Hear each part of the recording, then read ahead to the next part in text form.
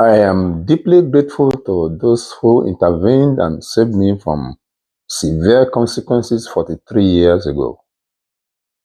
First and foremost, I thank God. He inspired me to seek help from the media. This led to significant actions at the University College Hospital in Ibadan, Nigeria. The provost and medical director set up an inquiry board. This board prevented a female lecturer from grading me in my final examination. I passed because of her absence. Secondly, I owe much to my mentor, the late Professor David Oyebola. He made heartfelt appeals to the lecturer on my behalf, but unfortunately, she did not forgive me. Thirdly, Dr. Mrs.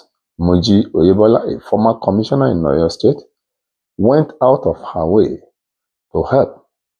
She ran errands for the lecturer in hopes of earning her forgiveness, but to no avail.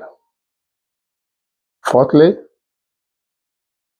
I'm thankful to Mr. Dele Omotunde, an editor at the now defunct National Concord newspapers.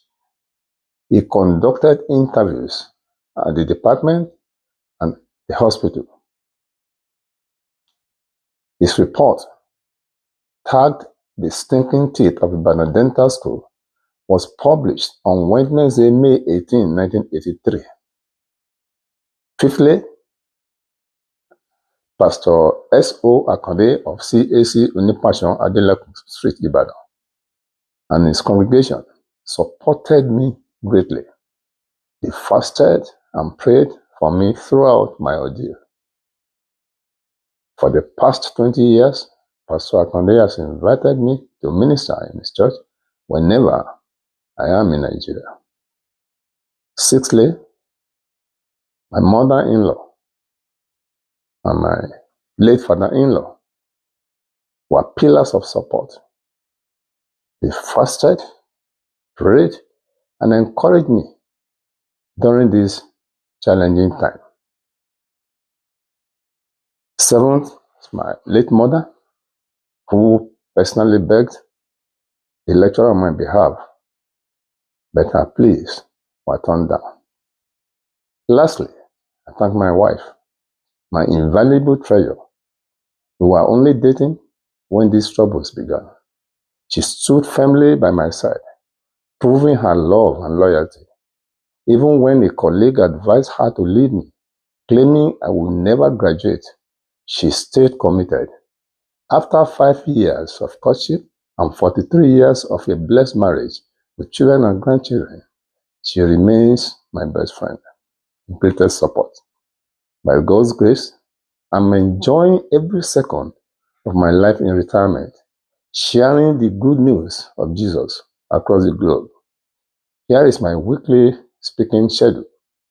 You are cordially invited to join any of the 3 sessions as your time permits. First, I go on live TikTok every Tuesday at Tokwe. The time is 5 p.m. EDT in Ontario, Canada, and 10 p.m. WAT in Lagos, Nigeria. The theme is the application of God's Word. Second, I'm live on TikTok every Saturday at Lucette 93. This session also starts at 5 p.m. EDT in Ontario, Canada, and 10 p.m. WAT in Lagos, Nigeria.